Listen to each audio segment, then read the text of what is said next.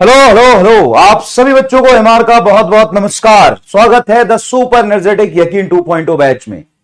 Good evening good evening good evening. क्या हाल चाल, क्या हाल चाल, क्या हाल चाल, कैसे हैं आप लोग? फटाफट ऑडियो एंड वीडियो क्लियर है तो प्लीज एक बार थम्स अप कर दीजिए। Sorry for the 2 or 5 minutes late because आई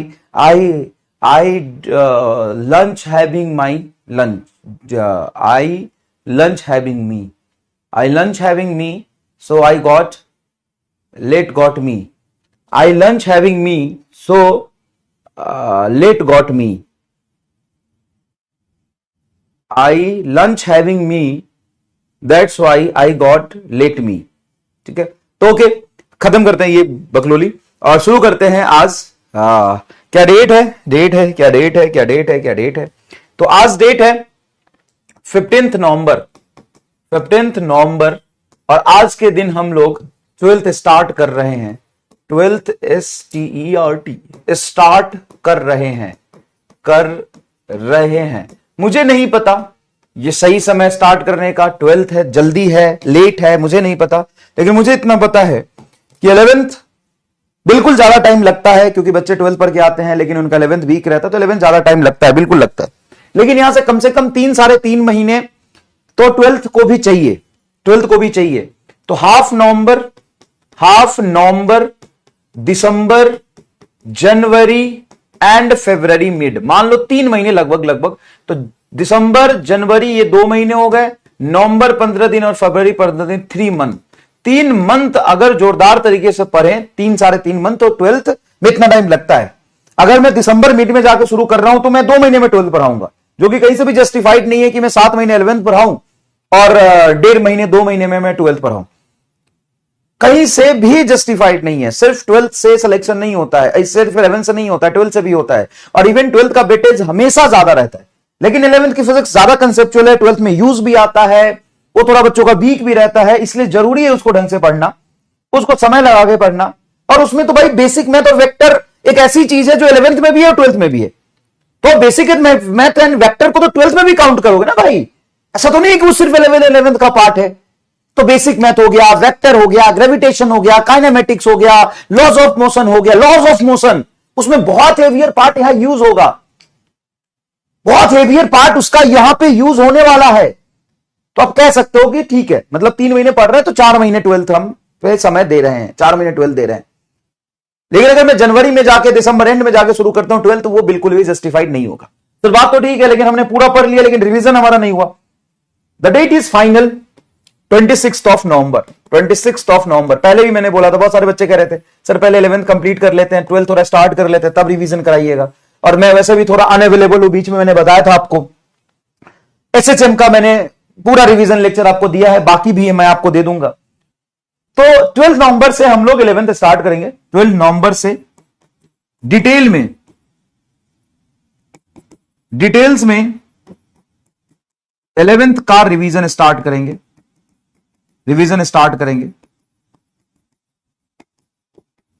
लक्ष्य वाले भी होंगे उसमें, लक्ष्य वालों के साथ उनको भी 11th पूरा डिटेल में रिवीजन कराना है, तो बहुत ही डिटेल में रिवीजन स्टार्ट करेंगे, बहुत ही डिटेल में, बहुत ज्यादा डिटेल में 11th रिवीजन किस करेंगे। तो कोई प्रॉब्लम नहीं है, अगर कोई आपका चैप्टर छूट भी गया है ना, तो उस रिवीजन से आप कर सकते हो। सच में इतने डिटेल में हम लोग करेंगे, थोड़ा टाइम लगेगा, सारी थ्योरी सारी चीजें आपको पढ़ाएंगे, जरूरत पड़ेगी तो रिकॉर्डेड कुछ पार्ट देंगे, क्योंकि कुछ चीजें रिकॉर्डेड पढ़ना जरूरी रहता है, कंसंट्रेशन हाई रहता है। थ्योरी वाली चीजें हो सकता है, या क्वेश्चन प्रैक्टिस कुछ है, 10-20 क्वेश्चन प्रैक्टिस हम करा रहे हैं, तो कुछ रिकॉर्डेड, कुछ लाइव। हर चीज लाइव नहीं हो सकती, हर चीज रिकॉर्डेड नहीं हो सकती, है ना। तो जैसा जैसा समय मिलेगा, समय की अवेलेबिलिटी, जो चीज जिस टाइम पे अच्छा होगा उस तरीके से करेंगे। इतना भरोसा आप टीचर पे कर सकते हैं। तो डिटेल में स्टार्ट करेंगे, ठीक है। चलिए 12th की जर्नी को सबसे पहले फ्लो चार्ट देख लेते हैं कि 12th की जर्नी का फ्लो चार्ट क्या होता है। आज हम लोग वैसे feel of charge, electric charge हम पढ़ेंगे। फील ऑफ इलेक्ट्रिक चार्ज आज का गोल है, फील ऑफ इलेक्ट्रिक चार्ज, सिर्फ और सिर्फ चार्ज के बारे में फील करेंगे। तो पहले फ्लो चार्ट समझ लेते हैं, थोड़ा फ्लो चार्ट पूरा बनाते हैं। चलो फ्लो चार्ट हम बनाते ही हैं। तो सबसे पहले जो 12th क्लास में आपको पढ़ना है ना, 5 मिनट लगेगा, लेकिन दिमाग में आपके बेसिक माइंड क्लियर रहेगा ना, तो सही रहेगा। सबसे पहला चैप्टर जो आपको पढ़ना है वो पढ़ना है बेटा electric charge and field. Electric charge and field, ये इलेक्ट्रिक चार्ज एंड फील्ड में आप पढ़ेंगे चार्ज क्या होता है, इलेक्ट्रिक फील्ड क्या होता है, गॉस थ्योरम पढ़ेंगे, गॉस लॉ पढ़ेंगे, गॉस लॉ से डिफरेंट डिफरेंट चीजों का इलेक्ट्रिक फील्ड कैलकुलेट करेंगे, फ्लक्स समझेंगे, ये इलेक्ट्रिक चार्ज एंड फील्ड का है। उसके बाद सेकेंड चैप्टर है बेटा electric potential and capacitance. Electric potential and capacitance, इसमें कैपेसिटर के बारे में डिटेल एनालिसिस करेंगे, इलेक्ट्रिक पोटेंशियल एनर्जी समझेंगे, के बराबर क्यू डेल्टा भी समझेंगे।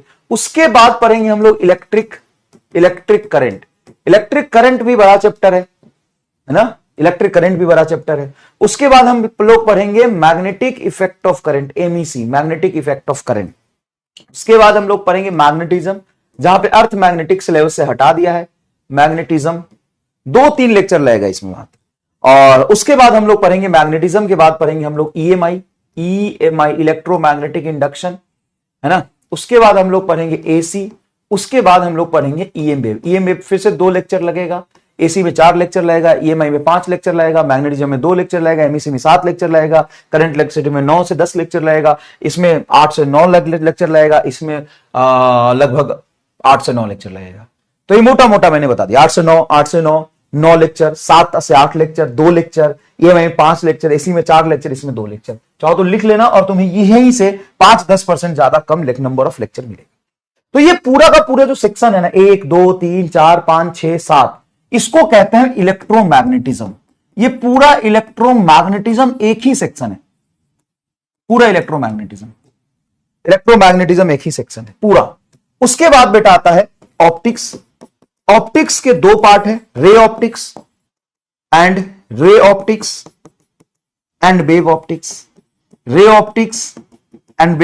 एक सेक्शन में आता है ये, ray optics and wave optics. उसके बाद आता है बेटा मॉडर्न फिजिक्स। वेव ऑप्टिक्स में वो हटा दिया, रिजॉल्विंग पावर वाला गेम हटा दिया पूरा। उसके बाद आता है बेटा मॉडर्न फिजिक्स। मॉडर्न फिजिक्स में वही है dual nature, photo electric effect, dual nature, atom. Nuclear physics में वो हटा दिया, radio activity, law of radio activity. Nuclear physics में लॉ ऑफ रेडियो एक्टिविटी बहुत हटा दिया पार्ट। उसके बाद है सेमीकंडक्टर। सेमीकंडक्टर में ट्रांजिस्टर हटा दिया, सेमीकंडक्टर 4 लेक्चर, क्योंकि ट्रांजिस्टर हटा दिया तो उसमें से 1.5-2 लेक्चर का काम कम हो गया। Nuclear physics 3 lecture, atom 2 lecture, dual nature 1 lecture, photo electric 2 से 2.5 लेक्चर लगेगा इसमें। तो ये मॉडर्न फिजिक्स का सेक्शन हो गया। Ray optics and wave optics, optics का सेक्शन हो गया। और ये है, अब देखोगे तो बहुत आसान तो नहीं है, बहुत ज्यादा है, देखो बहुत ज्यादा है। देखिए electric charge and field, electric potential and capacitance, electric current, MEC, magnetism, EMI, AC, EM wave, optics, ray optics and wave optics थोड़ा समय लेगा। उसके बाद आपका है modern physics, dual nature, atom and nuclei. उसके बाद है सेमीकंडक्टर। ये पूरा 12th है। और नीट में 55% to 60% वेटेज नीट का सिलेबस 12th में है। नीट में अगर देखा जाए जो क्वेश्चन पूछा जाता है, नीट 60% 12th एंड 40% 11th। और स्ट्रिक्टली नहीं बोल सकते हैं ऐसा, स्ट्रिक्टली नहीं बोल सकते, बट 90% 80% टाइम्स यही रहता है। कई बार यह हो जाता है कि 40% to 45%, और ये हो जाता है 65 to 60%, ऐसा। सॉरी 55 to 60%, 60% to 55%, 2 मतलब ये रेंज है। लेकिन 12th का वेटेज हमेशा ज्यादा रहता है, कभी कम नहीं होता। बराबर हो सकता है, बहुत हार्ड होगा तो बराबर होगा, 50-50% बहुत रेयर टाइम आता है।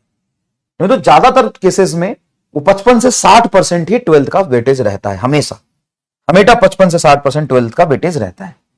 सो 11th इतना क्यों पढ़ा है, 12th ही पढ़ा देते ना। अरे भाई 11th की बहुत सारी चीजें 12th में यूज होती है भाई, एप्लीकेशन बेस्ड रहता है, ठीक है ना, एप्लीकेशन बेस्ड चीजें रहता है, ठीक है, एप्लीकेशन बेस्ड चीजें रहता है। अगर आपने मेरे से पढ़ा हुआ है या कहीं भी आपने पढ़ा हुआ है और कोई भी आपके नोट्स बने हुए हैं तो आप उसको यूज कर सकते हैं और उस पर चीजें ओवरराइट कर सकते हैं, कोई प्रॉब्लम नहीं है, ठीक है भाई मेरे। और एक चीज और, आपके घर बैकलॉग है तो आप यहां से स्टार्ट कर सकते हो, कोई प्रॉब्लम नहीं है, यहां से स्टार्ट कर सकते हो। लेकिन हाँ, पीछे वाला जो बैकलॉग है वो कहीं 11 से या क्रैश कोर्स से वो देखते रहना थोड़ा सा, और उसको टाइम के साथ कंप्लीट कर लेना। और अब बैकलॉग मत आने देना। 12th को बहुत अच्छे से, बहुत पेस में अच्छे से पढ़ते चलो। जो तुम्हारे पुराने नोट्स है उसको रख सकते हो, उस पे ये चीजें लिख सकते हो। जो नया होगा, नया क्वेश्चन होगा, नई चीजें होगी, उस पे लिख सकते हो। नहीं है नोट्स तो बनाओ फिर, और है तो कोई बात नहीं, यूज कर सकते हो। और ये पूरा फ्लो होगा बेटा, ये सारे चैप्टर्स हम इसी फ्लो में चलेंगे, और कोई भी यहाँ पे स्किप नहीं करेंगे, चीजें एकदम सीक्वेंस में चलेंगे। पहले ये पढ़ेंगे, फिर ये पढ़ेंगे, फिर ये पढ़ेंगे, फिर ये पढ़ेंगे, फिर ये पढ़ेंगे, फिर ये पढ़ेंगे, फिर ये पढ़ेंगे, फिर ये पढ़ेंगे, फिर ये पढ़ेंगे, ये पढ़ेंगे, ये पढ़ेंगे, ये पढ़ेंगे। तो इसी तरीके से सीक्वेंस में चलेंगे। तो चलिए शुरू करते हैं। इलेक्ट्रिक चार्ज क्या होता है समझते हैं। सबसे पहले आप ये समझिए कि पूरा इलेक्ट्रोमैग्नेटिज्म चार्ज पे ही बेस्ड है। पूरा इलेक्ट्रोमैग्नेटिज्म मतलब 1 2 3 4 5 6 7 8 चैप्टर हो गया। 8 चैप्टर में जब भी क्लासेस चलेगी, जितनी भी क्लासेस चलेगी, हर क्लासेस में एक वर्ड कॉमन होगा। चाहे मैं ये वेव पढ़ाऊं या एसी पढ़ाऊं, ईएमआई पढ़ाऊं, मैग्नेटिज्म पढ़ाऊं, एमईसी पढ़ाऊं, इलेक्ट्रिक करंट पढ़ाऊं, इलेक्ट्रिक पोटेंशियल पढ़ाऊं, इलेक्ट्रिक चार्ज पढ़ाऊं, हर क्लास में एक वर्ड कॉमन होगा, और वो कॉमन वर्ड है चार्ज। चार्ज, क्या आप चार्ज को देख सकते हैं? क्या आप चार्ज को देख सकते हैं? सबसे पहली बात आती है चार्ज। क्या आप चार्ज को देख सकते हैं? Charge is visible? No, not visible. सबसे पहले ये समझिए कि विजिबल नहीं है। सर क्यों नहीं है विजिबल? हम आपको तो देख पा रहे हैं, साउंड सुन पा रहे हैं, फोन देख पा रहे हैं, चार्ज को हम क्यों नहीं देख पाते? चार्ज विजिबल क्यों है, क्यों नहीं है? तो बेसिकली चार्ज कोई एक ऐसी चीज नहीं है जो दिखाई दे। चार्ज एक इमोशन है। बायो को तुम देख सकते हो क्या? नहीं, महसूस कर सकते हो। जैसे मैं बहुत खराब हूं, तो मैं बहुत खराब हूं, मेरा खराबपना का कोई चेहरा थोड़ी ना है। मैं चिल्लाता हूं, गाली देता हूं, तो इससे तुम कैटेगराइज करते हो कि सर ये सब प्रॉपर्टी है, कि जो चिल्लाता हो, बहुत जोर से बोलता हो, जो गाली देता हो, जो बोलना नहीं आता, उसको खराब कहते हैं। खराबपना का कोई चेहरा थोड़ी ना होता है ना। जैसे जैसे तुम्हें कोई कहता है कि मैं तुमसे प्यार करता हूं, तो वो प्यार दिखता है क्या? कहीं देख सकते हैं क्या? नहीं, वो एक प्रॉपर्टी है। केयर करता है तुम्हारा, तो उसको कहते हैं प्यार करना। तो प्रॉपर्टी को कभी भी देख नहीं सकते ना। कोई अच्छा है, बुरा है, कोई कैसा है, कि इसको देखा जा सकता है क्या? प्रॉपर्टी को देखा जा सकता है क्या?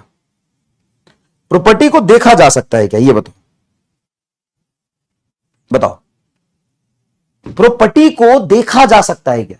नहीं, इसलिए चार्ज को भी नहीं देखा जा सकता। चार्ज को नहीं देखा सकता, किसी की भी प्रॉपर्टी को नहीं देख सकते ना। इसलिए थोड़ी ना कहते हैं कि दिमाग में थोड़ी ना, किसी के चेहरे पे थोड़ी ना लिखा होता है कुछ। हाँ, लिखा नहीं होता है, उसका बिहेवियर से पता चलता है। उसके बिहेवियर से पता चलता है। किसी के चेहरे पे कुछ लिखा हुआ थोड़ी ना होता, उसके बिहेवियर से पता चलता है। तो चार्ज भी एक ऐसी प्रॉपर्टी है, इसलिए विजिबल नहीं होती। और थोड़ा थोड़ा करके समझ में आएगा बेटा, चार्ज एक प्रॉपर्टी है। That's why this is not visible. एक प्रॉपर्टी, एक गुण है। ठीक है, किसका गुण है सर? इससे क्या होता है? जैसे मैं खराब हूं तो मैं गाली देता हूं। ये मेरा एक एक्शन है, गाली देना, जिससे तुम्हें मेरी प्रॉपर्टी का पता चलता है कि मैं खराब हूं। कोई तुम्हारा केयर करता है तो इससे पता चलता है कि वो तुमसे प्यार करता है। केयर करना मतलब प्यार करता है। और कोई तुमसे नफरत करता है, इसका मतलब वो तुम्हें हार्म करने की कोशिश करता है। तो तुम्हें हार्म करता है तो तुम्हें पता चलता है कि वो मेरे से नफरत करता है। तो कोई ना कोई एक प्रॉपर्टी की वजह से उसका इफेक्ट दिखता है। क्या दिखता है? उसका इफेक्ट। जैसे ये काला है, तो काला है तो इसकी इमिसिविटी 1 होगी, मैक्सिमम होगी। कोई गोरा है तो उसकी इमिसिविटी मिनिमम होगी। तो हर चीज का कोई प्रॉपर्टी की वजह से उसका कुछ इफेक्ट आता है। तो ये एक प्रॉपर्टी है बस। चार्ज कुछ ऐसी चीज नहीं जिसको आप देख सकते, एक प्रॉपर्टी है। और किस इसकी वजह से होता क्या है? तो property of matter, by virtue of which, virtue VIRTU, virtue मतलब जिसके वजह से, virtue of which matter attracts और मतलब अप्लाई और एक्सपीरियंस, ऐसे बोल दो। मैटर अप्लाई और एक्सपीरियंस इलेक्ट्रोमैग्नेटिक फोर्स। इलेक्ट्रोमैग्नेटिक मतलब इलेक्ट्रोस्टैटिक और मैग्नेटिक दोनों आ गए। इलेक्ट्रोमैग्नेटिक फोर्स वो अप्लाई कर सकता है या एक्सपीरियंस कर सकता है इलेक्ट्रोमैग्नेटिक फोर्स। जैसे बेटा मास क्या है? मास एक बॉडी की प्रॉपर्टी है, जिसकी वजह से मास एक बॉडी की प्रॉपर्टी है, जिसकी वजह से वो ग्रेविटेशनल फोर्स लगा सकता है या एक्सपीरियंस कर सकता है। कोई मासलेस पार्टिकल पे ग्रेविटेशनल फोर्स लग सकता है क्या?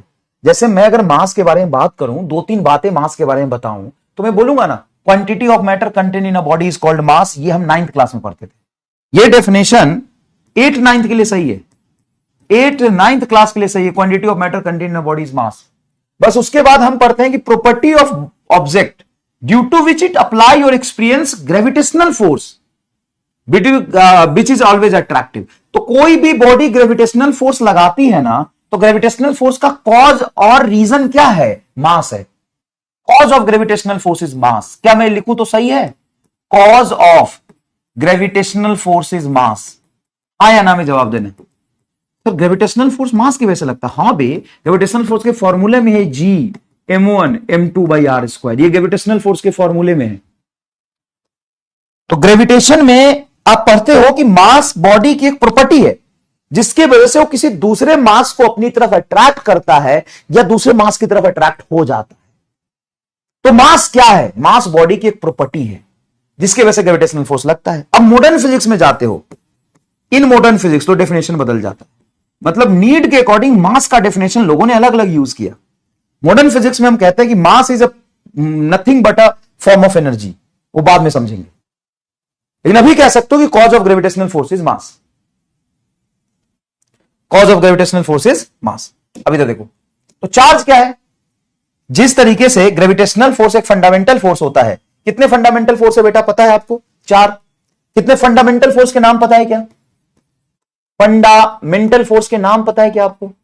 फंडामेंटल फोर्स के नाम पता है क्या? 4 फंडामेंटल फोर्स होता है। एक ग्रेविटेशन, ग्रेविटेशनल फोर्स, एक ग्रेविटेशनल फोर्स, दूसरा electrostatic electromagnetic force, electromagnetic force, तीसरा strong nuclear force, strong nuclear force, तीसरा चौथा वीक न्यूक्लियर फोर्स।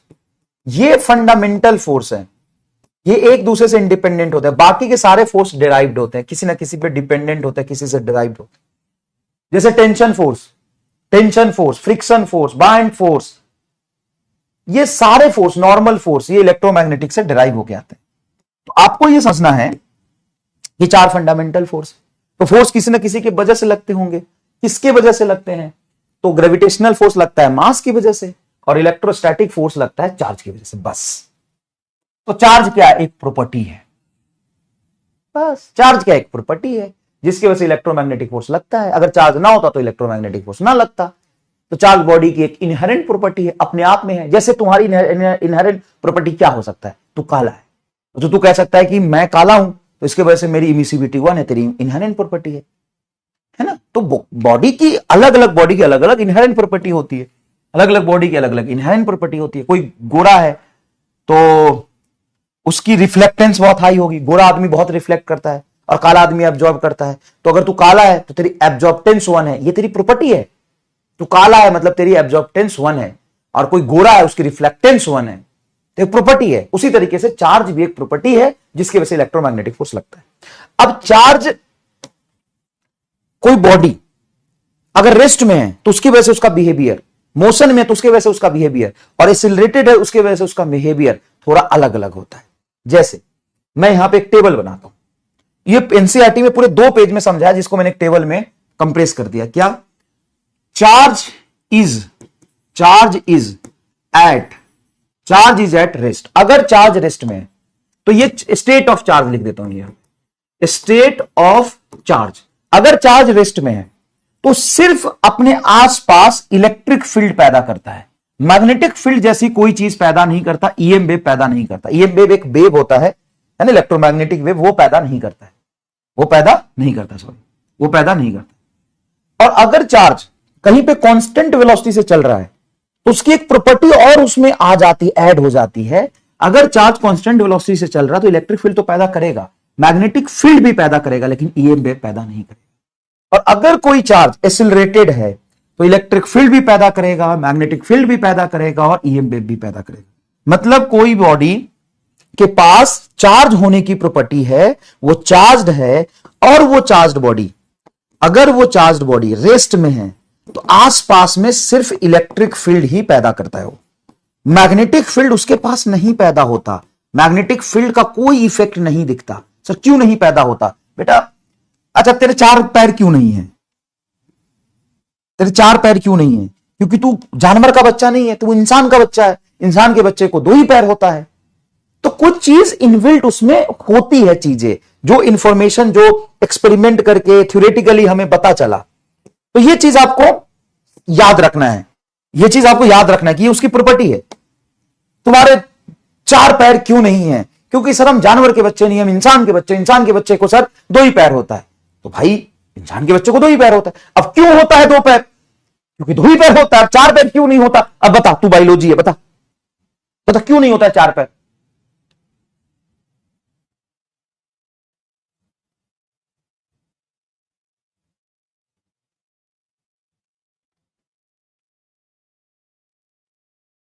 बता क्यों नहीं होता चार पैर, तू बता।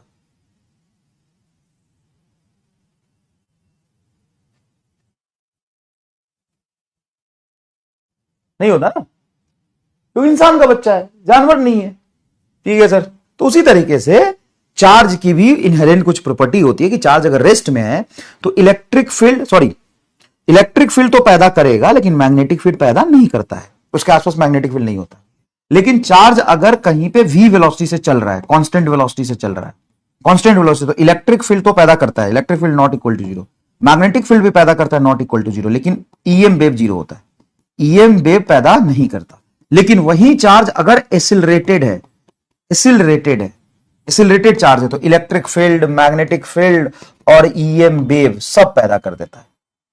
अब ईएम वेव क्या होता है तो ईएम वेव में पढ़ेंगे ना, बाकी उसका इफेक्ट हमें यहां समझना, बाकी उसका इफेक्ट हमें समझना था। तो क्या ये याद रहेगा? और कितना सुंदर तरीके से बताया है। देखो तुमको क्या करना है, तो सबसे पहले जब काइनेमेटिक्स भी पढ़े थे तो आपने काइनेमेटिक्स में बॉडी की कौन सी स्टेट पहले पढ़ी थी? रेस्ट, फिर वेलोसिटी, फिर एसिलेशन। तो देखना यहां पे मैं कितने अच्छे तरीके से बताता हूं।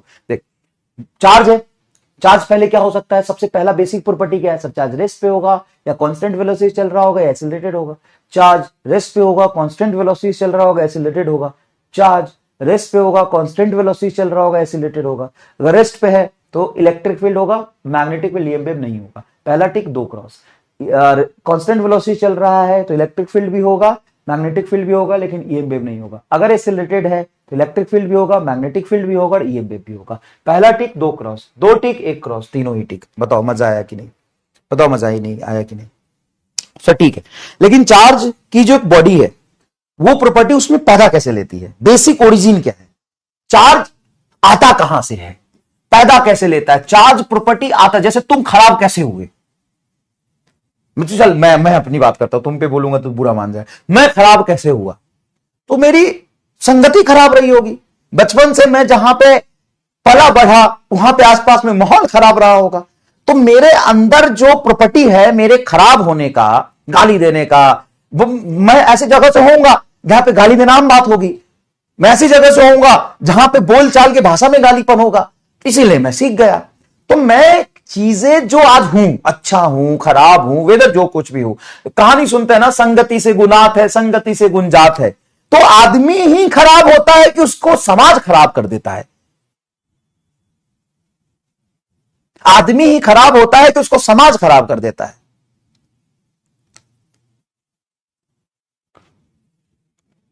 बता। Friendship matters, yes friendship matters. घर का वातावरण मैटर्स, घर के आसपास का माहौल मैटर्स, एवरीथिंग मैटर्स। समाज खराब कर देता है ना? तुम खराब थोड़ी ना हो, तुमको समाज ने बिगाड़ा है ना? जब मम्मी कहती नहीं मेरा बेटा तो एकदम एकदम सीधा है, एकदम जलेबी की तरह, उसको तो उसके दोस्तों ने खराब किया हुआ है, उसकी संगति खराब है। मेरा बेटा नहीं, मेरा बेटा तो बहुत इंटेलिजेंट है। अरे वो पढ़े ना तो आइंस्टाइन को फेल कर दे, बैठता नहीं है पढ़ने क्योंकि उसको दोस्त खराब मिल गए ना। तुम ठीक, तुम्हारे घर परिवार सब ठीक, साला दोस्त ही खराब है बस। तो तुम खराब थोड़ी ना हो, तुम्हारे दोस्त ने तुमको खराब किया ना। ठीक है। तो उसी तरीके से किसी भी बॉडी में इलेक्ट्रोमैग्नेटिक फोर्स, सुनना मेरी बात है, स्टेटमेंट ध्यान सुनना, ये पूरी दिमाग में छप जानी चाहिए। किसी भी बॉडी में इलेक्ट्रोमैग्नेटिक फोर्स अप्लाई या एक्सपीरियंस तभी वो कर पाता है जब वो चार्ज हो। लेकिन चार्ज जो प्रॉपर्टी है वो आती कैसे है? इलेक्ट्रॉन के झोल से, इलेक्ट्रॉन के झोल से। तो चार्ज पूरा इलेक्ट्रॉन का झोल है। झ कैसे लिखते, झोल है, इलेक्ट्रॉन का झोल है। चार्ज पूरा इलेक्ट्रॉन का झोल है। पूरा इलेक्ट्रॉन का झोल है मतलब, इलेक्ट्रॉन का झोल है मतलब इलेक्ट्रॉन के ही नंबर एक्सेसनेस या डिफिशियंसी से कोई बॉडी चार्ज हो जाती है या फिर वो न्यूट्रल हो जाती है। कैसे? तो हम किसी बॉडी का सबसे बेसिक यूनिट क्या होता है उसका, एटम। एटम से शुरू करते हैं। जैसे मान लो ये एटम है, तो केमिस्ट्री में भी आपने पढ़ा है कि मान लीजिए कि एक एटम है जिसमें कुछ प्रोटॉन और कुछ न्यूट्रॉन होते हैं और इलेक्ट्रॉन उसके चारों तरफ चक्कर काटते हैं। तो मान लो कि इसमें 4 प्रोटॉन और 4 न्यूट्रॉन है प्लस 4 इलेक्ट्रॉन है। तो ये पूरा एटम न्यूट्रल होगा क्या? ये पूरा एटम क्या होगा? न्यूट्रल। क्योंकि हम जानते हैं, थोड़ा बहुत तो आपने केमिस्ट्री पढ़ा है, इतना जानते हो कि किसी इलेक्ट्रॉन पे किसी JHOL लिख दो, चल ठीक है, अंग्रेजी JHOL झोल है। 4 प्रोटॉन 4 न्यूट्रॉन 4 इलेक्ट्रॉन है, तो क्या हम कह सकते हैं कि वो न्यूट्रल है? सर कैसे न्यूट्रल है? सर कैसे न्यूट्रल? ऐसे कि एक इलेक्ट्रॉन पर जो पॉसिबल चार्ज होता है ना, उस पर भी हम पूरा डिस्कस करेंगे। एक इलेक्ट्रॉन पे जो चार्ज होता है ना -E के बराबर, और प्रोटॉन में भी E के बराबर होता है, और न्यूट्रॉन पे चार्ज होता नहीं है। तो एक प्रोटॉन पे चार्ज कितना हो गया? मतलब वो जितना चार्ज वो कैरी कर सकता है, जिस चार्ज की वजह से वो इफेक्ट शो करता है, उस पर जो इलेक्ट्रॉन का चार्ज होता है -E होता है। तो 4 न्यूट्रॉन पे तो कोई चार्ज नहीं है, 4 प्रोटॉन पे 4 ही, और 4 इलेक्ट्रॉन पे -4 ही, तो नेट चार्ज क्या हो जाएगा? न्यूट्रल। तो क्या न्यूट्रल होना भी कोई चार्ज होता है? नहीं, न्यूट्रल होना कोई चार्ज नहीं होता। नेट चार्ज उस पर क्या है? 0 है, वो कोई चार्ज नहीं है। तो क्या चार्ज नहीं है मतलब उस पर कोई इलेक्ट्रोमैग्नेटिक फोर्स नहीं लगेगा? नहीं। अगर कोई न्यूट्रल एटम है और उस पर कोई पास में कोई चार्ज रख दो, तो वो उस पर फोर्स नहीं लगाएगा, इलेक्ट्रोस्टैटिक फोर्स। न्यूट्रल बॉडी पे कोई फोर्स नहीं लगता। ठीक है, कोई इलेक्ट्रिक और मैग्नेटिक फोर्स न्यूट्रल बॉडी पे नहीं लगेगा। ठीक है सर, समझ गया। अब धीरे धीरे समझो, न्यूट्रल बॉडी पे भी इंडक्शन से थोड़ा इफेक्ट पैदा लेता है, वो बाद में हम पढ़ेंगे। जे अरे ढोल तो तू है दादा, तो इंडक्शन का इफेक्ट हम बाद में कंसीडर करेंगे। वैसे हम बोलेंगे कि अगर न्यूट्रल है तो कोई इस पर फोर्स नहीं लगेगा। और जो प्रोटॉन होता है ना, वो एकदम गुफा में अंदर बैठा है। अगर तुमको मैं बोलूं कि जा प्रोटॉन खींच के ला, तो भाई साहब तो शहीद हो जाएगा, लेकिन प्रोटॉन को अंदर से खींच के नहीं ला सकता, क्योंकि प्रोटॉन न्यूक्लियस के अंदर होता है और न्यूक्लियस में लगता है न्यूक्लियर फोर्स जो बहुत हेवी होता है, उसको अंदर से खींच के लाना बहुत मुश्किल है। ओहो। लेकिन अगर मैं तुम्हें बोलूं कि जा तू इलेक्ट्रॉन को लेके आ, तो तुम चौड़े में जाके इलेक्ट्रॉन को खींच के उधर से झपट्टा मार के ला सकते हो। अगर मैं बोलूं कि झपट्टा मार के इलेक्ट्रॉन खींचना है, तो ऐसे जाके इलेक्ट्रॉन को खींच के ला सकता है। इलेक्ट्रॉन को खींचना आसान है ना। बट प्रोटॉन और न्यूट्रॉन गुफा में बैठा, अंदर गुफा में घुस के बैठा है। अगर तुमको अंदर जाके खींच के लाना है प्रोटॉन न्यूट्रॉन को, तो बहुत मुश्किल है। और दूसरी बात, अगर मैं मास के टर्म्स में कंपेयर करूं, तो ये तुम्हारा इलेक्ट्रॉन ऐसा, मतलब कंपेयर करने वाली बात करो कि मान लो ये इलेक्ट्रॉन है, तो ये प्रोटॉन होता है, ये प्रोटॉन होता है, ये प्रोटॉन होता है। अगर मासेस के टर्म्स में कंपेयर करूं कि अगर प्रोटॉन और इलेक्ट्रॉन आदमी होते, तो प्रोटॉन इलेक्ट्रॉन कैसे दिखते? तो ये प्रोटॉन है और ये इलेक्ट्रॉन है। अगर प्रोटॉन इलेक्ट्रॉन आदमी होते तो कैसे दिखते? सवाल ये है, अगर प्रोटॉन और इलेक्ट्रॉन आदमी होते तो कैसे दिखते? ये इलेक्ट्रॉन है और ये प्रोटॉन है। आदमी होते तो क्यों? क्योंकि इलेक्ट्रॉन का मास होता है 9.1 इंटू 10⁻31 kg, और प्रोटॉन का मास होता है 1.67 इंटू 10⁻27 kg। तो -27 kg -31 के कंपेयर में लगभग 2000 गुना बड़ा है। चलो ये 1.6 है और ये 9 तो ये इलेक्ट्रॉन है। इनफैक्ट ये और पतले दुबलू होगा, एकदम कुपोषित होता है इलेक्ट्रॉन। ये रहा इलेक्ट्रॉन और ये है प्रोटॉन। अब तुम्हें मैं बोलूं कि जा इलेक्ट्रॉन को लेके आ, तो तू आराम से जा सकता है। ऐसे लगभग 2000 गुना बड़ा होता है, तो आराम से जा सकता है। इसको यहां से उठाएगा, चल एमआर सर बुला लो, चल ये साला नहीं भी चलेगा, तुम इसको पकड़ के खींच के ला सकते। चल मारूंगा, चल इसको तुम यहां ला सकते हो आराम से। अब मैं बोलूं कि इसको लेके आना है, अब तुम्हारी डैश सूख जाएगी, लेकिन तुम इसको हिला नहीं सकते। क्यों नहीं सर? इसको ला सकते हो क्या? इसको उठा के ला सकते हो क्या? दब जाओगे। अगर गलती से ऐसे ऐसे डोल दिया ना तो इसी में दब के मर जाओगे। तो भाई बात यह है, बात यहां पे यह है कि मैं बना के दिखाया क्योंकि तुम्हारे दिमाग में ना ये फोटो छप जाए कि असल में प्रोटॉन और इलेक्ट्रॉन में मास का क्या फर्क होता है। तो अगर इलेक्ट्रॉन ऐसा है तो प्रोटॉन ऐसा हो। एक और फील दिलाऊं, एटम और न्यूक्लियस का जो साइज होता है उसका एक और फील दिलाऊं। मान ले घर पे बैठ के मैंने 1 मीटर का न्यूक्लियस बना लिया। 1 मीटर का न्यूक्लियस बना। 1 मीटर का न्यूक्लियस मतलब ये साइज न्यूक्लियस का है। 1 मीटर लगभग इतना ये न्यूक्लियस बनाया। 1 मीटर का न्यूक्लियस बनाया। तो इसके लिए एटम कितना बड़ा बनाऊं ताकि इस न्यूक्लियस को ये एटम कवर कर ले। कितना बड़ा एटम बना? बड़ा इंटरेस्टिंग सवाल। अब सुन, साइज ऑफ एटम बटा साइज ऑफ न्यूक्लियस जो स्टैंडर्ड होना चाहिए वो होता है 10 का पावर, एटम होता है 10 का पावर -10 और ये होता है 10 का पावर -15, मतलब 10 का पावर 5 के टर्म्स में। अगर मैंने न्यूक्लियस को 1 मीटर रखा है तो ये मैंने 1 मीटर रखा है, तो साइज ऑफ एटम बटा 1 मीटर बराबर 10 का पावर 5, क्योंकि एटम एंगस्ट्रम में होता है और न्यूक्लियस फर्मी मीटर में होता है। तो 1 मीटर को यहां ले जाओ तो 10 का पावर 5 गुना मीटर बराबर होगा रेडियस ऑफ एटम। 10 का पावर 5 मीटर मतलब 100 किलोमीटर, मतलब 10 का पावर 2 इंटू 10 का पावर 3 मीटर, 10 का पावर 3 मीटर मतलब किलोमीटर, मतलब 100 किलोमीटर का एटम होना चाहिए।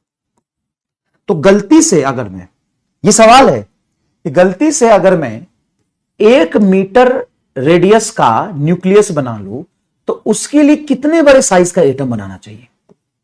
उसके लिए कितने बड़े साइज का एटम बनाना चाहिए? तो 100 किलोमीटर का एटम बनाना चाहिए। कहने का मतलब है कि मान ले मैं दिल्ली में बैठ के अपने घर पे 1 मीटर का न्यूक्लियस बना लूं, तो उस न्यूक्लियस के लिए जो रिक्वायर्ड एटम होना चाहिए वो 100 किलोमीटर का होना है। 100 किलोमीटर का मतलब हो गया इधर से उधर सोनीपत से उधर गाजियाबाद से उधर मेरठ और मेरठ से उधर आगरा और उधर दिल्ली रिठाला सब आ जाएगा एटम के अंदर खत्म।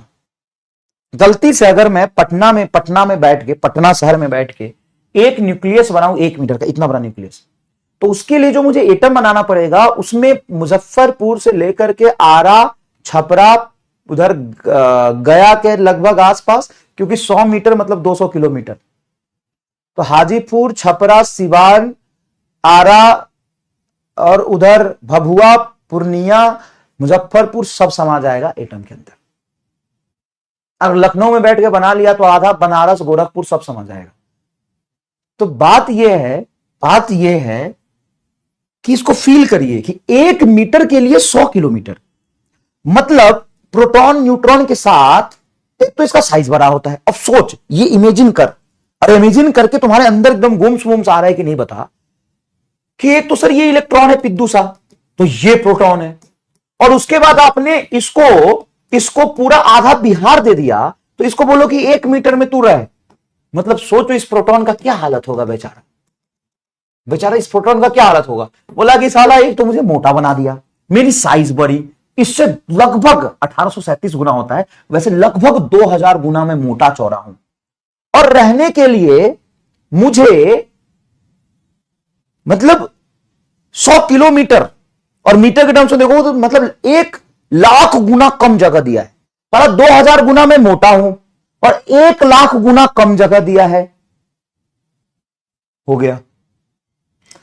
इस पूरे बात से बस यही समझाना चाहता हूं कि कोई माई का लाल नहीं है जो प्रोटॉन को बाहर निकाल दे, क्योंकि साला एक तो इतना और ऊपर से इतनी छोटी सी जगह में कंसंट्रेटेड बैठा है।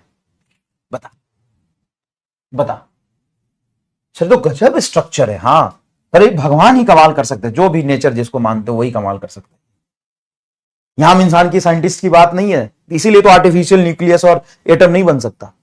मतलब सोचो ये कितनी बड़ी आश्चर्य की बात है कि ये एकदम पिन पॉइंटेड स्पेस है और उसमें भारी भारी प्रोटॉन न्यूट्रॉन धकेल के मार दिया अंदर, और ये बाहर इलेक्ट्रॉन एकदम खुले हवा में घूम रहा है। सोचो मतलब प्रोटॉन पे चार्ज तो होता है, लेकिन बॉडी को प्रोटॉन के चार्ज से चार्ज नहीं कर सकते, क्योंकि साला उसका माथा फोड़ी कौन करेगा उसको अंदर बाहर लाने का। सोचो सर, ठीक है। तो चार्ज जो है पूरा का पूरा इलेक्ट्रॉन का झोल है, चार्ज क्या है? पूरा इलेक्ट्रॉन का झोल है, क्योंकि प्रोटॉन के बारे में बात ही नहीं कर सकते यार, उसके साथ बहुत बुरा हुआ है। चल ठीक है, अब मान लो ये न्यूट्रल एटम है, तो न्यूट्रल एटम का मतलब होता है कि नंबर ऑफ प्रोटॉन जितना न्यूक्लियस के अंदर है उतना ही नंबर ऑफ इलेक्ट्रॉन बाहर घूम रहा है, तो इसको कह देंगे हम कि न्यूट्रल एटम। अब मान लो कि some extra electron given to this neutral atom, some extra electrons given to this neutral atom, given to this neutral atom, this neutral atom, इसको कुछ एक्स्ट्रा इलेक्ट्रॉन मैंने दे दिया। प्रोटॉन को तो छेड़ नहीं सकते बिल्कुल भी, जो प्रोटॉन एक बार फिक्स हो गया तो फिक्स हो गया, ठीक है। मान लीजिए ये, हाँ न्यूक्लियर रिएक्शन होता है जिसमें प्रोटॉन न्यूट्रॉन में कन्वर्ट कर जाता है, वो अलग है, आप नहीं कर सकते, ठीक है।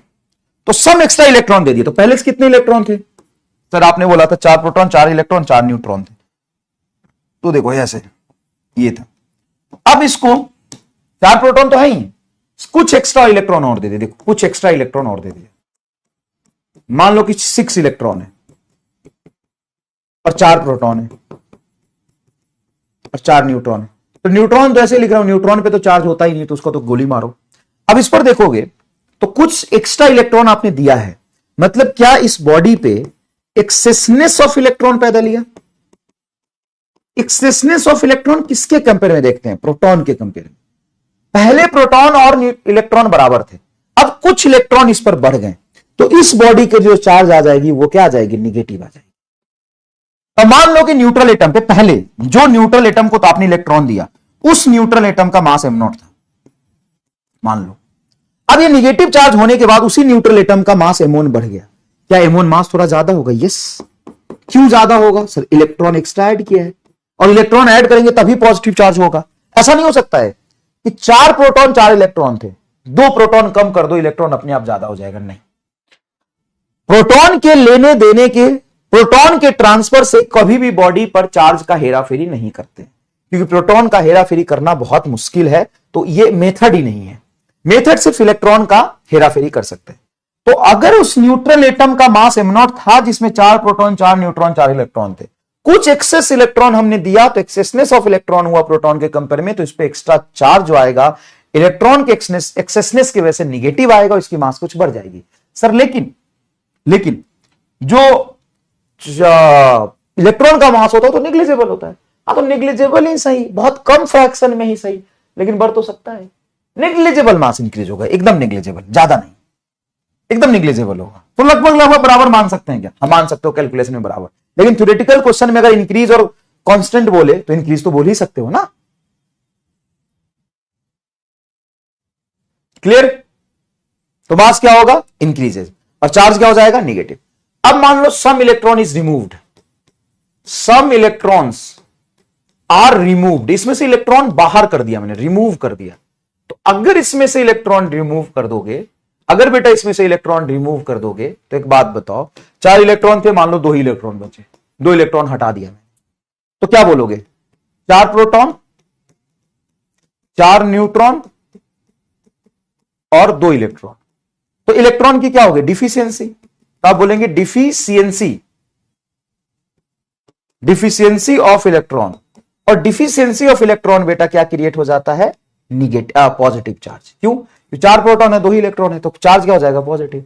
और 2 इलेक्ट्रॉन हमने इसमें से निकाले, तो देखो ना 4 प्रोटॉन 4 न्यूट्रॉन 4 इलेक्ट्रॉन था, 2 प्रोटॉन 4 न्यूट्रॉन 2 ही इलेक्ट्रॉन है। इसका मतलब है कि इसका जो अगर मास में अगर m2 पूछूं तो मास घटेगा, डिक्रीज होगा। तो किसी भी न्यूट्रल बॉडी को पॉजिटिव चार्ज कर देते हैं तो न्यूट्रल बॉडी के कंपेयर में इसका थोड़ा नेग्लिजिबल ही सही मास घट जाता है। मास क्या हो जाता है? घट जाता है। क्लियर है? अच्छा, तो किसी भी बॉडी पे चार्ज क्रिएट होता ही इलेक्ट्रॉन के ट्रांसफर से। तुम ये कह सकते हो कि body is positive charge and does not have any electron.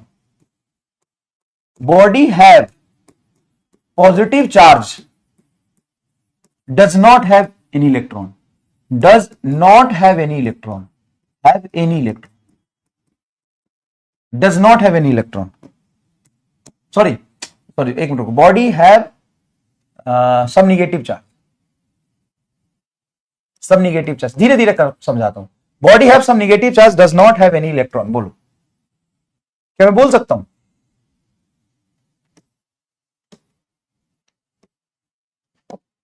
बोलो क्या ये हो सकता है? Body have some negative charge does not have any electron. क्या मैं बोल सकता हूं नेगेटिव चार्ज है लेकिन उसमें कोई इलेक्ट्रॉन नहीं है? सर नेगेटिव चार्ज है लेकिन इलेक्ट्रॉन नहीं है, ऐसा तो हो ही नहीं सकता। नॉट पॉसिबल, क्योंकि निगेटिव चार्ज किसी बॉडी पे आएगा ही कुछ इलेक्ट्रॉन के एक्सेसनेस से, कुछ इलेक्ट्रॉन उसमें एक्स्ट्रा हो जाएगा प्रोटॉन के कंपेयर में। इलेक्ट्रॉन एक्स्ट्रा होगा तभी तो निगेटिव चार्ज है। अच्छा ये हो सकता है क्या? बॉडी है positive charge, positive charge does not have any electron. Yes, ये कैसे? तो एग्जांपल ले देता हूं, 2He4 double plus doubly ionize helium atom, doubly ionize helium atom, जो दो इलेक्ट्रॉन है दोनों निकाल दिए तो दो प्रोटॉन बचे, इलेक्ट्रॉन जीरो हो गया। तो ये हो सकता है, ये हो सकता है, ये हो सकता है। अच्छा, body have some charge, body have some charge but mass of body is zero, mass of body is zero, मतलब चार्ज तो है लेकिन उसकी मास जीरो है। क्या बोलेंगे? नॉट पॉसिबल, क्योंकि बॉडी पर चार्ज आता ही है इलेक्ट्रॉन एंड प्रोटॉन के नंबर को कंपेयर करके। अगर इलेक्ट्रॉन ज्यादा है उसमें तो excessness of electron negative charge, ये excessness of electron negative charge का डेफिनेशन हो गया, और deficiency of electron positive charge. और इलेक्ट्रॉन और प्रोटॉन को कंपेयर कर रहे हैं तो मास तो होगा, तो मास होगा तो भाई मास होगा तभी चार्ज आएगा। तो body have some charge but does not have mass, ये तो गलत है। डज नॉट हैव मास, ऐसा नहीं हो सकता। अगर बॉडी चार्ज है तो मास के कुछ ना कुछ मास उस पर होगा। Charge can not exist without mass, यहां पे बोल सकते हैं charge can not exist without mass, मतलब चार्ज है और मास नहीं, ऐसा हो ही नहीं सकता। Charge can not exist without mass, अगर चार्ज है तो मास तो होगा ही होगा। लेकिन क्या ऐसा लिख सकता हूं कि body is neutral, body is neutral मतलब no charge, no charge but have some mass, have some mass, have some mass. Yes, अरे भाई बॉडी के पास मास हो ही सकता है और कोई चार्ज नहीं होगा। जैसे ये न्यूट्रल है, देखो न्यूट्रल है, देखो देखो यहां पे न्यूट्रल है, देखो यहां पे न्यूट्रल है, क्या है? न्यूट्रल है लेकिन मास है, लेकिन मास है। तो बॉडी इज न्यूट्रल मतलब नो चार्ज। अच्छा, चार्ज कितने तरह के होते हैं? तो कई बच्चे कहते हैं चार्ज 3 तरह के होते हैं sir, positive, negative and zero. तो जीरो कौन सा चार्ज है? है ही नहीं कुछ इसमें, चार्ज कहां से आ जाएगा? चार्ज 2 ही तरह के होते हैं, पॉजिटिव या निगेटिव। पॉजिटिव चार्ज इलेक्ट्रॉन की कुछ डिफिशियंसी होगी, इलेक्ट्रॉन आपने निकाल दिया न्यूट्रल एटम से, तो deficiency of electron is called, deficiency of electron is called positive charge and accessing of electron is called negative charge. But that's it, that's it, ये होता है। Property of object by virtue of which it apply और experience electromagnetic force, वही दोबारा definition लिख दिया, कोई बात नहीं, आप एक ही बार लिखना।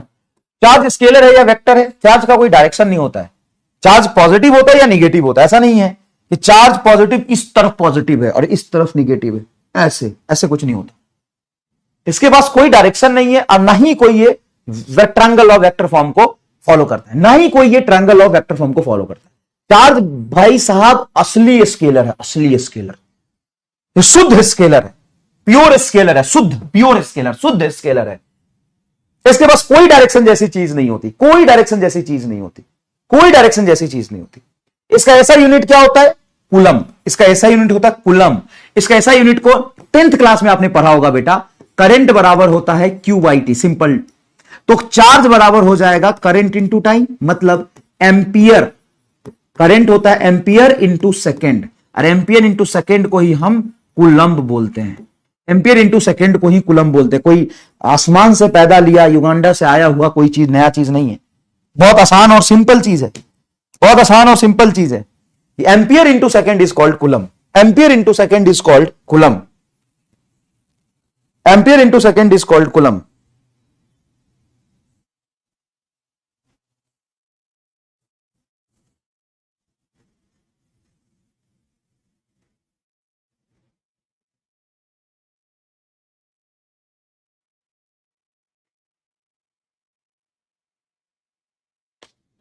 Ampere into second is called coulomb.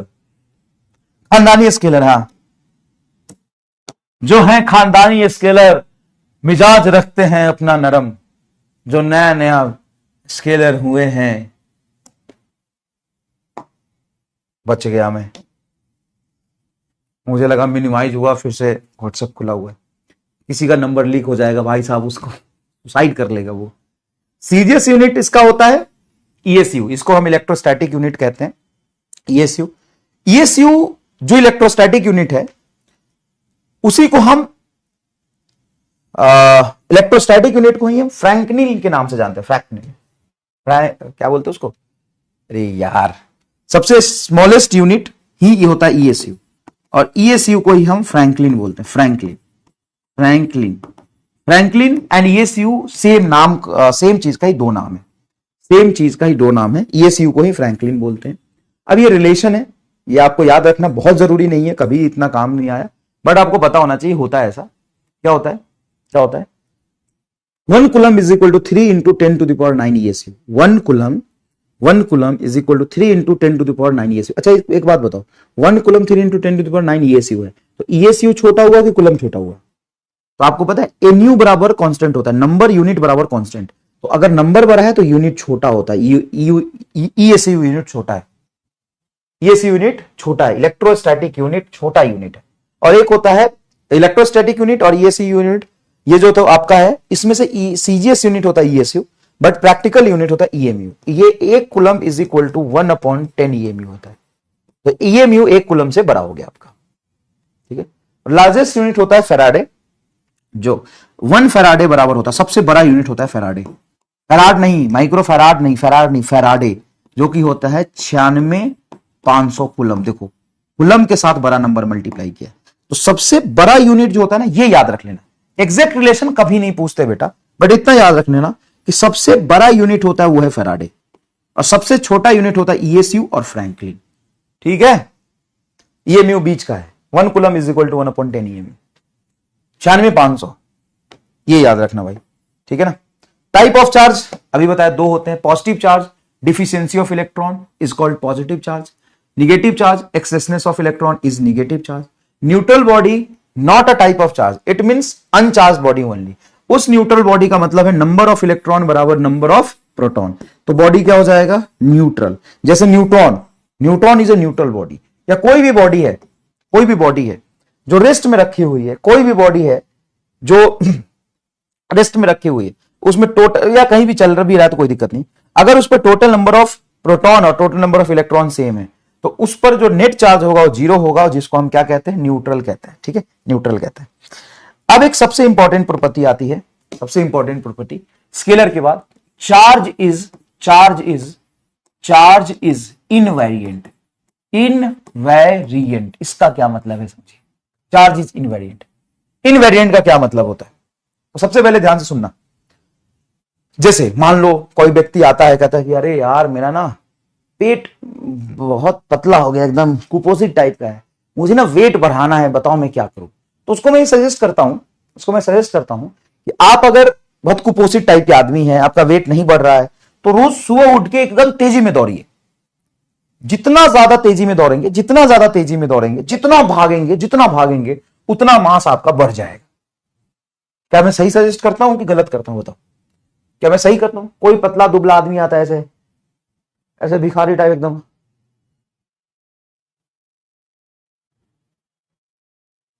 मैं उसको कहता हूं कि तुम्हारा मास नहीं बढ़ रहा है ना,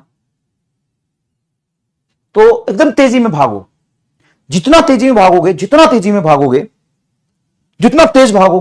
में भागोगे, तो तुम्हारा मास बढ़ जाएगा और तुम भारीपन महसूस करोगे। मैं सही कहता हूं कि गलत कहता हूं?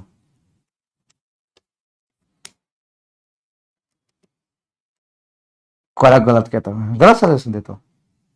नहीं, मैं सही सजेशन देता हूं अकॉर्डिंग टू आइंस्टाइन। आइंस्टाइन ने बोला था कि mass, length, time all are variant. Variant मतलब डिपेंड्स ऑन स्पीड। अब इसके डिटेल में नहीं जाना, लेंथ मास कैसे होता है, बस मैं आपको मास का रिलेशन समझाता हूं।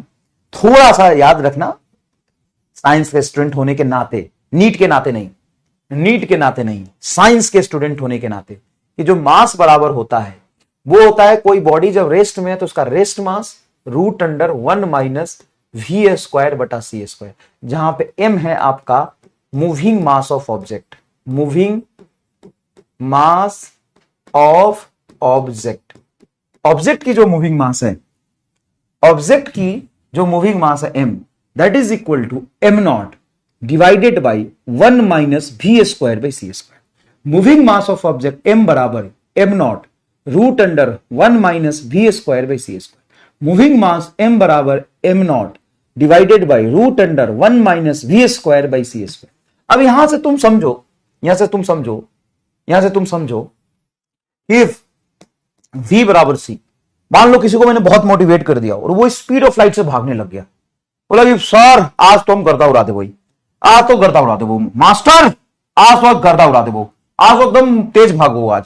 अब भाग लो वो स्पीड ऑफ लाइट से, तो v बराबर c से भाग लो, तो m बराबर हो जाता है m not root under 1 minus v बराबर c, तो v बराबर c 1 माइनस 1, 1 माइनस 1 क्या हो जाएगा सर m नॉट बाई 0, और 1/0 इज इंफिनिटी। भाई साहब इंफिनिटी मास हो जाएगा उसका एकदम। अरे मास्टर आज गर्दा उड़ा दिलो, हमारा मास इंफिनिटी हो गलो, अब डैश एकदम इंफिनिटी मास हो गई मास्टर। तो अगर v बराबर c है तो खुद देखिए यहां पे रिलेशन में फिर से लिख देता हूं, रिलेशन में खुद फिर से लिख देता हूं, m बराबर हो जाएगा m not root under 1 minus c square by c square, मतलब ये 1 हो गया, तो m नॉट बाटा 0 ये इंफिनिटी हो जाएगा, मतलब उसकी मास इंफिनिटी हो गई। तो इसका मतलब मैंने प्रूफ किया कि अगर v बराबर c है तो मास इंफिनिटी हो गया। मतलब जैसे से v बढ़ेगा तो बहुत बड़ा टर्म यहां से घटेगा, तो ये बहुत छोटा होगा, बहुत छोटा होगा तो मास बढ़ेगा। अगर स्पीड तुम्हारा बढ़ रहा है तो मास भी क्या होगा, बढ़ेगा। ऐसे मत समझो डिनोमिनेटर में है, डिनोमिनेटर के सब्ट्रैक्शन में है। अगर यहां पे स्पीड बढ़ता है तो मास भी बढ़ेगा, तो जितना तेज भागो उतना मास बढ़ेगा। बताया था ना, बताया था ना। तो जितना तेज भागो उतना मास बढ़ेगा। लेंथ कॉन्ट्रैक्ट होता है, जितना तेज भागो उतना छोटा हो जाओगे। जिसको कोई अगर छोटा है तो मैं उसको सलाह नहीं देता हूं भागने का, भाई और छोटा हो जाएगा।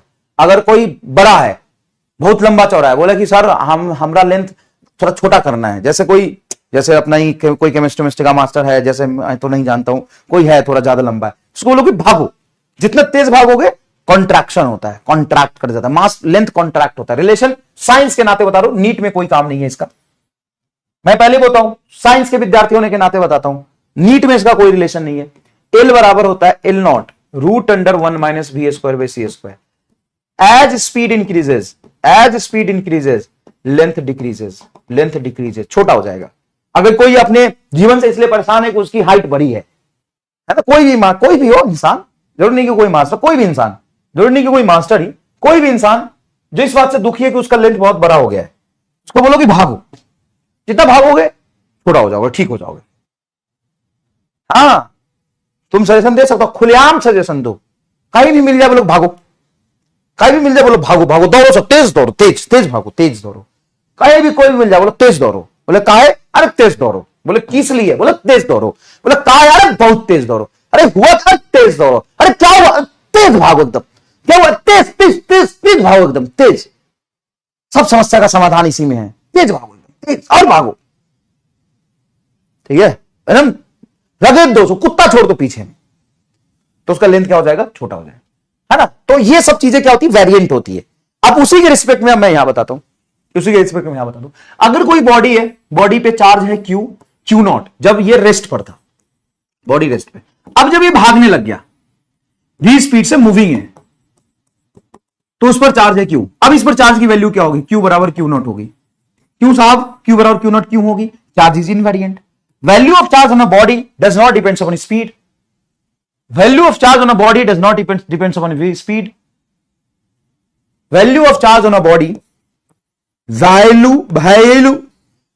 of charge on a body, value of charge on a body does not depends on speed। और ये होना भी चाहिए, बड़ा लॉजिकल है। सर क्यों होना चाहिए भाई, ये तुम्हें समझ आए ना है मुझे कोई दिक्कत नहीं है, ये तुम्हें समझ आए ना है मुझे कोई दिक्कत नहीं है, ये तुम्हें समझ आना चाहिए। सर क्या, मान लो किसी बॉडी पे चार्ज है क्यू नॉट चार्ज है, मतलब कुछ इलेक्ट्रॉन की डिफिशियंसी और एक्सेसनेस रही होगी, अच्छा ठीक है। मान लो कि 4 इलेक्ट्रॉन उस पर कम है, तो +4 इस पर चार्ज होगा।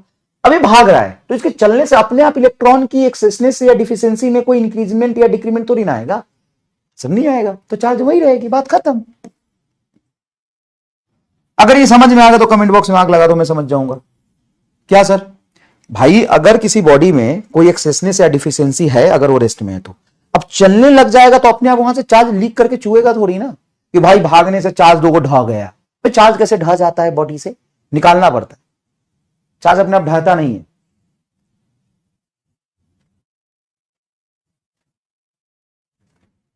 है ना? तो value of charge does not depends upon the state of a body, मतलब स्पीड ऑफ अ बॉडी, मतलब स्पीड से डिपेंड नहीं करता है। ऐसा तो नहीं बॉडी रेस्ट में था तो 2 इलेक्ट्रॉन की कमी थी, भागा तो 4 इलेक्ट्रॉन की कमी हो गई। वे भागने से इलेक्ट्रॉन चू थोड़ी ना जाएगा कहीं से, फिर भागा तो इलेक्ट्रॉन गिर गया उसका 2 को, तेज भागा इसलिए 2 इलेक्ट्रॉन गिर गया, नहीं नहीं इलेक्ट्रॉन गिरता है, लंबाई घट जाएगा, मास बढ़ जाएगा, दुनिया इधर से उधर हो जाएगी, लेकिन चार्ज को कोई फर्क नहीं पड़ेगा। आग लगे चाहे बस्ती में, चार्ज रहे अपनी मस्ती में, बोले नहीं मेरा जो है वो सेट है, मैं मुझे फर्क नहीं पड़ता। चार्ज कहता है मुझे फर्क नहीं पड़ता कि बॉडी रेस्ट में है कि चल रहा है कि भाग रहा है कि एक्सीलरेटेड है, मुझे फर्क नहीं पड़ता, मैं जितना हूं उतना रहूंगा, मुझे फर्क नहीं पड़ता। चार्ज कहता है मुझे फर्क नहीं पड़ता, मुझे बिल्कुल फर्क नहीं पड़ता कि बॉडी रेस्ट में कि चल रहा है, जितनी चार्ज है उतनी ही रहेगी, बॉडी रेस्ट में रहे या चले। एक वर्ड यहां पे हम डिफाइन करते हैं स्पेसिफिक चार्ज। एक फिजिकल क्वांटिटी है स्पेसिफिक चार्ज। स्पेसिफिक चार्ज को हम एस से रिप्रेजेंट कर लेते हैं, जो कि होता है चार्ज ऑन अ बॉडी बटा mass of a body. Charge बटा मास, जिस भी बॉडी पे मास रखा उसकी, जिस भी बॉडी पे चार्ज रखा उसका मास ऑफ अ बॉडी। जैसे इलेक्ट्रॉन की बात करें, for electron specific charge of electron क्या होगा? स्पेसिफिक चार्ज ऑफ इलेक्ट्रॉन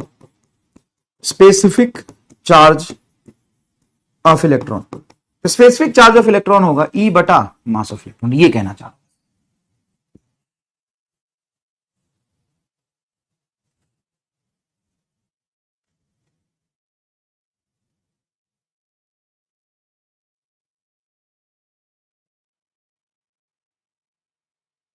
चलिए, फॉर प्रोटॉन क्या हो जाएगा? तो अगर सिर्फ प्रोटॉन की बात करेंगे तो स्पेसिफिक चार्ज प्रोटॉन के लिए होगा प्रोटॉन की मास बटा मास ऑफ प्रोटॉन। बताओ सही है क्या? हाँ सर, बहुत सही है सर। चार्ज ऑफ प्रोटॉन बटा मास ऑफ प्रोटॉन। प्रोटॉन की चार्ज बताइए सर, वही plus he. Mass of proton बताइए सर, बहुत ज्यादा होता है, मास ऑफ प्रोटॉन बहुत ज्यादा होता है। तो स्पेसिफिक चार्ज किसका ज्यादा होगा? स्पेसिफिक चार्ज इलेक्ट्रॉन का ज्यादा होगा प्रोटॉन के कंपेयर में। सही है क्या?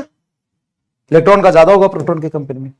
अगर मैं ड्यूट्रॉन का देखूं तो ड्यूट्रॉन का होता है 1 प्रोटॉन और 1 न्यूट्रॉन, तो इसका स्पेसिफिक चार्ज हो जाएगा 1 प्रोटॉन बटा 2 times of mass of proton. और अल्फा पार्टिकल का देखो तो अल्फा पार्टिकल का हो जाएगा, ये ड्यूट्रॉन का है, अल्फा पार्टिकल का हो जाएगा 2e बटा 4mp, क्योंकि 4 होते हैं प्रोटॉन और न्यूट्रॉन, 2 प्रोटॉन 2 न्यूट्रॉन होते हैं ना, तो 2 से 4 को काटोगे तो e बटा 2mp आता है। यह है स्पेसिफिक चार्ज ऑफ अल्फा।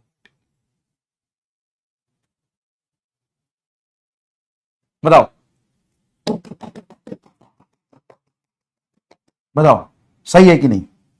सही है कि नहीं? if charge is moving with increasing speed,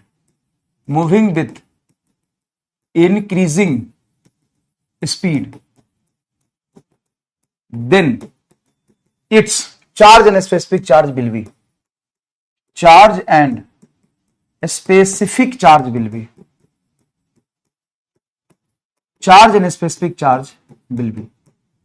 charge is moving with increasing speed, then its charge and specific charge will be। तो सॉल्यूशन देखो, अगर इसके चार्ज की बात करोगे, बस सिर्फ चार्ज के बारे में बात करोगे, सिर्फ इसकी चार्ज के बारे में बात करो तो सेम रहेगा। चार्ज कैसे चेंज हो जाएगा भाई? चार्ज तो सेम रहेगा। स्पेसिफिक चार्ज की बात करोगे तो चार्ज बटा मास होता है, स्पीड बढ़ने पे मास बढ़ेगा और चार्ज तुम्हारा सेम रहेगा। तो स्पेसिफिक चार्ज क्या हो जाएगा? डिक्रीजेस, ये डिनोमिनेटर बढ़ रहा है, तो स्पेसिफिक चार्ज क्या हो जाएगा? डिक्रीजेस। चार्ज बढ़ने से मास बढ़ता है, ये बताया था मैंने। Same and decrease,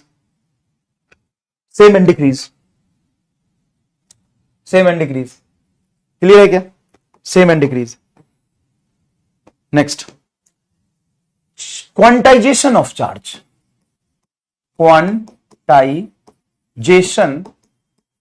of charge. इसको 1000 बार बच्चा पढ़ लेता है लेकिन फिर भी कंफ्यूज रहता है। आज मैं तुमको समझा के मानू, ठीक है। सबसे पहले एक बात सुन, सबसे पहले एक बात सुन।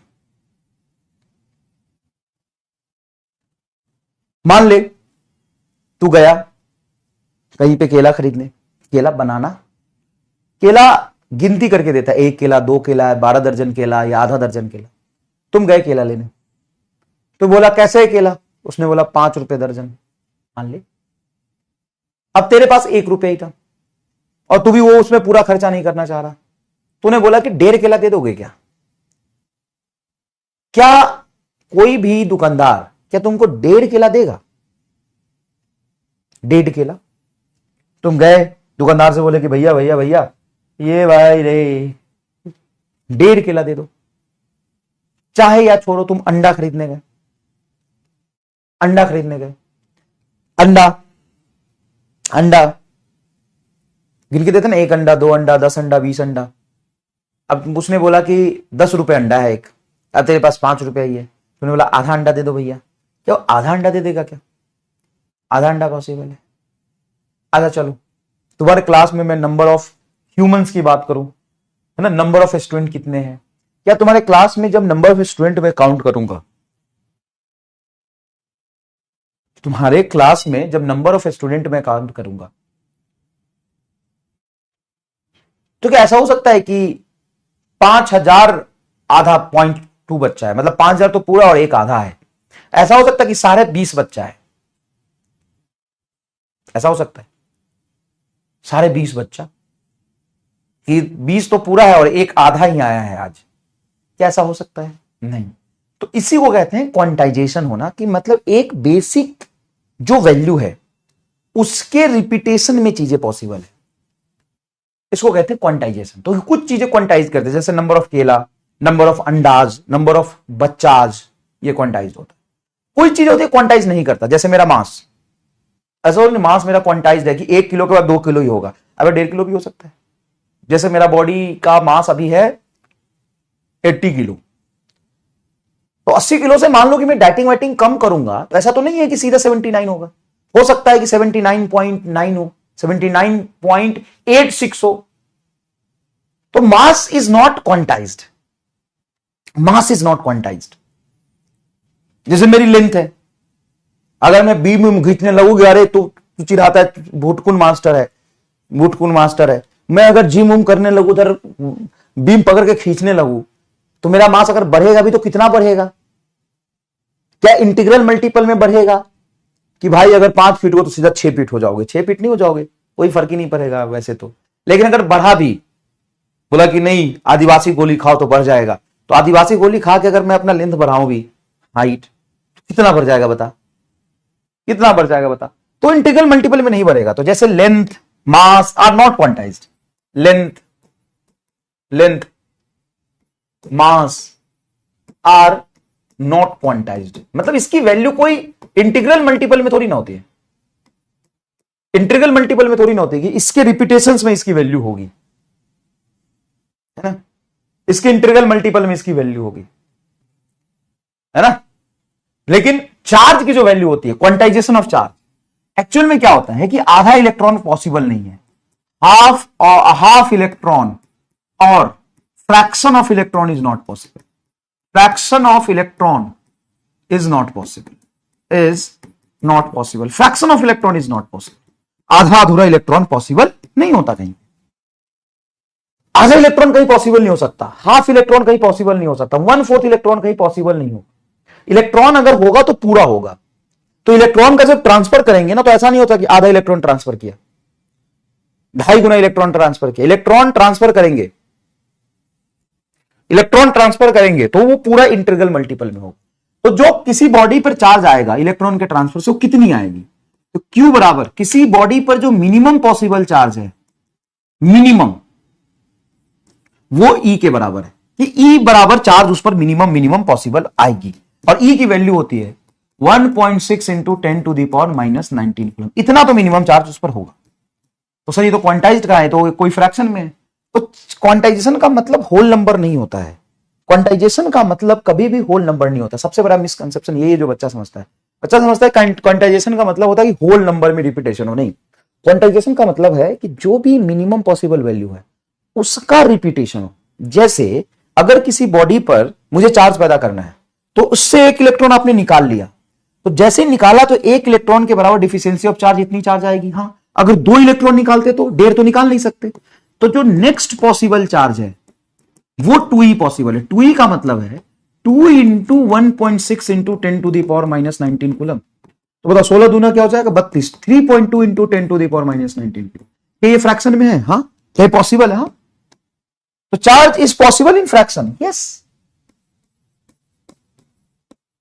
नहीं charge is possible in fraction, सोच के बताना। अरे चार्ज फ्रैक्शन में होगा, बोल। नो, यस, बताओ। पहला ऑप्शन नो, दूसरा option yes. Charge is possible in fraction, पहला ऑप्शन नो, दूसरा ऑप्शन यस। जल्दी बताओ। Charge is possible in fraction, is charge, sorry simple है, charge is possible in fraction, बोलो यस और no. Charge is possible in fraction, charge is possible in fraction.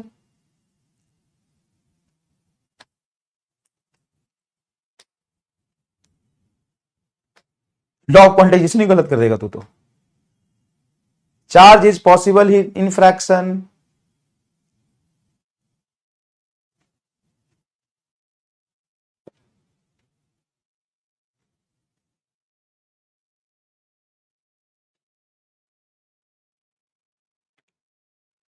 चलिए तो आपका सही जवाब होगा A B.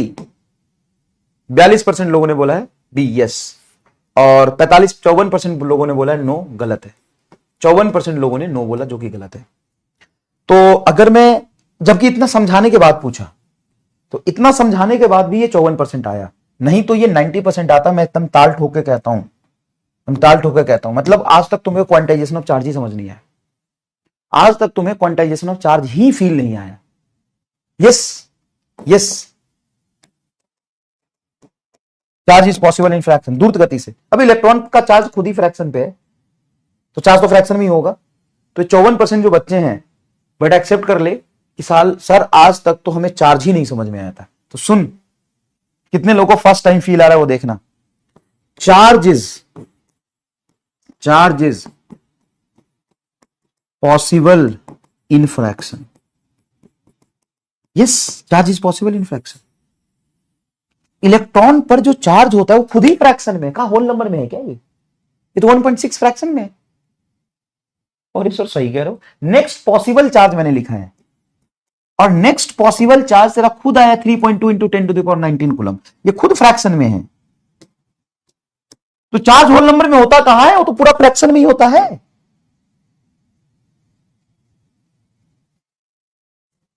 Number of electron can not be in fraction, cannot be in fraction. Yes, number of electron cannot be in fraction, but charge is possible in fraction. But उसमें number of electron fraction में, तो quantization का मतलब charge whole number में हो जरूरी नहीं है, चार्ज तो फ्रैक्शन में ही होगा, चार्ज तो फ्रैक्शन में ही होगा। 90% चार्ज फ्रैक्शन में ही होता है। हम कहते हैं क्वांटाइजेशन ऑफ चार्ज का मतलब है कि जो मिनिमम वैल्यू इसका है ये मिनिमम पॉसिबल वैल्यू, इसके बाद जो नेक्स्ट पॉसिबल वैल्यू होगा वो ये होगा, इसके बीच में चार्ज एग्जिस्ट नहीं करेगा। मतलब जो मिनिमम पॉसिबल वैल्यू है उसके रिपीटेशन से चार्ज आ सकता है, उसके बीच में कोई वैल्यू नहीं आएगा, उसको कहते हैं क्वांटाइजेशन। मतलब Q बराबर एन ई सिंपल। अगर n तुम्हारा +1 है, +2 है, +3 है, तो ये नंबर पॉसिबल है। n can not be in fraction, n must be in whole number. मतलब इंटीग्रल मल्टीपल ऑफ e, मतलब e जो भी है 1.6 इंटू 10 टू द पावर 19, उसके इंटीग्रल मल्टीपल में चार्ज एग्जिस्ट करता है। तो चार्ज अगर तुम्हारा +1, +2, +3, +4, +5, +6 सो ऑन है, तो ये डिफिशियंसी ऑफ इलेक्ट्रॉन की वजह है। प्लस रखेंगे n को तो deficiency of electron positive charge देगा। और अगर n को मैं रखता हूं -1, -2, -3, -4, -5, तो ये एक्सेसनेस ऑफ इलेक्ट्रॉन, क्योंकि निगेटिव चार्ज आता है, एक्सेस ऑफ इलेक्ट्रॉन। अगर तुम कहते हो n मेरा है फ्रैक्शन में तो नहीं हो सकता, n तुम्हारा 1.5 नहीं हो सकता। तो तुम्हारा क्वांटाइजेशन में कोई चीज होना और होल नंबर में होना, क्या उसमें फर्क है? बताइए, क्वांटाइजेशन होना और होल नंबर होने में फर्क है? हाँ सर।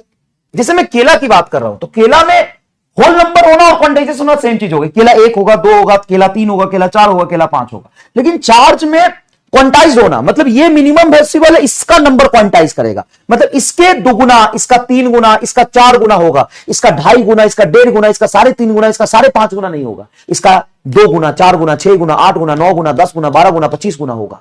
ये होता है तुम्हारा क्वांटाइजेशन ऑफ चार्ज।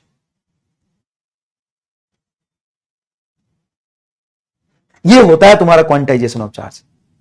मतलब फील आया कि नहीं? पूरी तरीके से फील आया कि नहीं? 100% दिल और दिमाग में गया कि नहीं? बताओ। What is charge? What is the quantization of charge? Quantization of charge means value of charge on any body is the integral multiple of some basic charge that is e. लिख लो इसको, इंटीग्रल, इसको अपनी भाषा में लिखो। Quantization of charge, quantization of charge is the charge possible on a body is the integral multiple of charge of e. Integral multiple of charge of ई। और ई खुद क्या होगा? फ्रैक्शन में हो सकता है, बट इन फ्रैक्शन में नहीं होना चाहिए। जैसे मैं तुमसे पूछूं कि कोई बॉडी क्यू, बताओ चार्ज ये पॉसिबल है कि नहीं, तो क्यू बराबर एन ही लिखोगे, जहां पे एन बराबर होगा क्यू बाई ई। क्यू में भी पॉसिबल इन फ्रैक्शन, क्यू में भी possible in fraction, e fraction में होगा, लेकिन n must be whole number. N must be whole number. लो भाई, समझ आया? चलो चलो, शुरुआत कर दी, बहुत सारी चीजें 2-4 प्रॉपर्टी पढ़ा दी। बाकी एक होमवर्क के तर्ज पर मैं दूंगा थोड़ा सा कंजर्वेशन, ये बेसिक चीज आप जानते होगे, नहीं भी जानते होगे तो कल हम कंटिन्यू करेंगे यहां से। धन्यवाद। कितने लोगों को चार्ज का क्वांटाइजेशन समझ में आई, ये जरूर जवाब देना। ठीक है, चलिए, thank you so much. Bye bye bye bye bye.